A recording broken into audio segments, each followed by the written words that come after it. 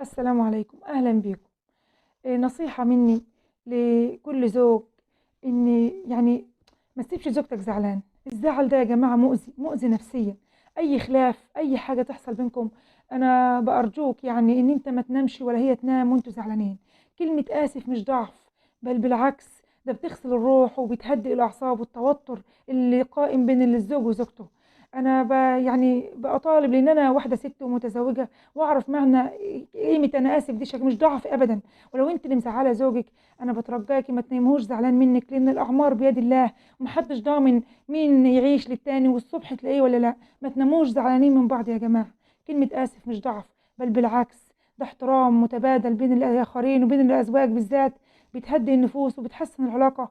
ومهما يكون حجم الزعل، بكلمة آسف وما تزعليش مني وحقك عليا، والله العظيم فيها سحر. وبعد كده بقيت عاتبوا وحلوا المشكلة مع بعض.